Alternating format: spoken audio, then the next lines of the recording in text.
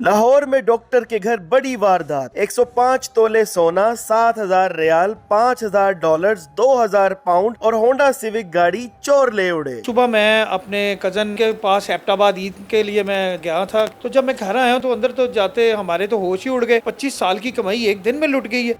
7 से 8 घंटे जो डाकू हैं वो कार्रवाई करते हैं और तकरीबन घर का सारा सामान ही लेकर वो उड़ जाते हैं। डॉक्टर साहब, ये क्या मामला हुआ? मतलब जितना सामान आप बता रहे हैं, इसकी तकरीबन कुल मालियत कितनी बनती है? ये तकरीबन जी 5.5 करोड़ रुपए के तकरीबन करीब बनता है, जिसमें 75 लाख की मेरी गाड़ी है होंडा सिविक और साथ में तकरीबन 4.5 करोड़ रुपए मालियत की बाकी चीज़ें हैं, जिसमें 106 तोले सोना है, डायमंड ज्वेलरी है और बाकी जो है ना कैमरे हैं, मेरी घड़ियां हैं और इसके अलावा फॉरेन करेंसी थी जिसमें पाउंड्स हैं, रियाल है और जो है यूरो वगैरह वो शामिल है और नगद कैश, पाकिस्तानी नगद कैश भी था साथ। 5 से 7 लाख के दरमियान था। 9:20 पे हमारे घर में दाखिल हुए और उसकी सुबह 4 बजे गए।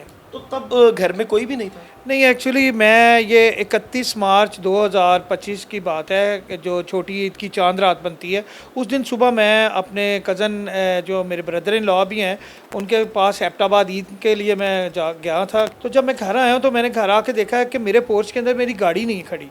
तो मैंने अपनी मिसेस से पूछा कि आपने किसी को गाड़ी तो नहीं दी? तो उन्होंने कहा नहीं, ऐसी मैंने तो किसी को नहीं दी गाड़ी। तो मैंने कहा दरवाज़ा खोल के मैं घर के अंदर जाने लगा हूँ, तो जैसे मैंने दरवाजे को हाथ लगाया तो मेरा दरवाज़ा ऑलरेडी खुला था और दरवाज़ा खुला है तो अंदर देखा जाके, तो अंदर तो जाते हमारे तो होश ही उड़ गए कि अंदर के घर का सारा सामान उल्टा पुल्टा हुआ था। वहाँ पे तमाम चीज़ें जो है ना अलमारियों से बाहर निकली हुई थी, कपड़े बिखरे हुए थे और जो है ना मैंने फटाफट भाग के मैं अपने बेडरूम में गया हूँ और बेडरूम में जाके मैंने अपनी सेफ़ खोली है और सेफ़ खोल के मैंने देखा तो वहाँ पे सेफ़ ऑलरेडी खुली हुई थी, उसका भी वही मंजर था। और मेरी इलेक्ट्रिक सेफ़ है घर में जिसमें हम सारा कीमती सामान रखते हैं, वो इलेक्ट्रिक सेफ मेरी पूरी की पूरी गायब थी। हम लोग परेशान हालत में बैठ गए कि हमारा तो 25 साल की कमाई एक दिन में लुट गई है। फ़ौरन से मैंने जो है ना वापस आके 15 पे कॉल की है, तो पुलिस आई है, साथ में फोरेंसिक वाले आए हैं। उन्होंने आके जो है ना तकरीबन 1.5 घंटे के अंदर 2 घंटे के बाद जो है ना FIR दर्ज की है। तो रात को जो है ना 11 बजे मेरी बेटी ने कहा कि पापा मेरा एयरपोर्ट जो है ना वो नहीं मिल रहा। तो मैंने कहा एयरपोर्ट तो मैंने आपका कनेक्ट किया हुआ, एक आईफोन के ऊपर एक ऐप होती है, तो उस पर मैंने उसको कनेक्ट किया तो वो चाह मीरा की लोकेशन बता रहा था, चाह मीरा की लोकेशन आ रही थी उस पर। तो मैंने फ़ौरन से DSP साहब को फ़ोन किया। मैंने कहा DSP साहब जो है ना मेरा एक बेटी का एयरपोर्ट जो है ना चाह मीरा की लोकेशन पे आ रहा है, जाके ना तो चाह मीरा में हमारा कोई रिश्तेदार रहता है और ना ही हम कभी चाह मीरा वाली साइड पे गए हैं। मक्खनपुरा स्ट्रीट है वहाँ पे कोई, तो वहाँ छोटे छोटे घर हैं। इन्होंने कहा जी सुबह चलेंगे। सुबह ये मैंने कहा मैं आपके साथ चलूँगा। मैं इनके साथ गया हूँ। मैंने जाके इनको वहाँ पे छोटी छोटी गलियाँ थी, एक एक मरले के घर थे, वहाँ जाके मैंने इनको घर जो है ना लोकेट करवाया, पिन पॉइंट कराया। मैंने कहा ये घर हो सकता है या ये पहले सामने वाला घर देखा है, साथ वाला घर देखा है और इधर उधर के घर देखने के बाद जो है ना इन्होंने उस जगह पे गए, उस घर को एक्चुअली टच ही नहीं किया जिस जगह पे वो बंदा मौजूद था। तो उस घर को इन्होंने खोला कहीं, इस दौरान वो बंदा वहाँ से गायब हो चुका हुआ था।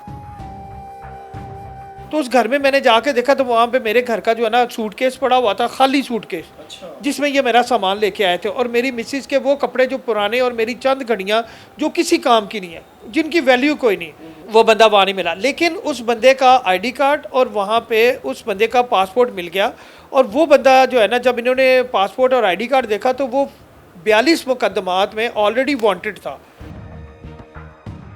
अब वो जो घर था ना जिस औरत का, बंदा तो इन्होंने नहीं मिला, वो घर जिस औरत ने इनको किरायानामा मिल गया वहाँ से, वो किरायानामे की वजह से इन्होंने औरत को पकड़ा। उस औरत ने बताया जी कि 2 बंदे हैं जो कोट लखपत वाली साइड पे रहते हैं, उनके पास ये एक गाड़ी भी है सिल्वर कलर की। तो वो हाँ, इन्होंने उस बंदे को पकड़ा, उन बंदों को रेड की और उन 2 बंदों को पकड़ा। उनके साथ एक औरत थी जो कि रॉबरी में मौजूद थी। बंदों को पकड़ के लाए तो उन बंदों ने दौरान तफ्तीश इनको बताया कि हमने डॉक्टर असगर की गाड़ी एबटाबाद में नामी बंदे को, जिसने आगे किसी पठान को 5 लाख रुपए में बेच दी। सिविक गाड़ी, होंडा सिविक जो 75 लाख की थी, इन्होंने 5 लाख रुपए में होंडा सिविक सेल कर दी है मेरी एबटाबाद में किसी पठान को। मतलब अभी तक आपको जो है वो करोड़ों की जो आपकी डकैती हुई है उसमें कुछ भी नहीं? मुझे 1 रुपया नहीं मिला जी। कितने जो मुलजमान है वो अरेस्टेड है? 3 लोग थे और साथ एक औरत थी। अब उल्टा मुझे वकील करने पड़ रहे हैं ताकि जो है ना ये लोग जो इनकी जमानतें ना हो। लेकिन अभी तक आप यकीन करें कि मेरा कोई भी मसला हल नहीं हुआ।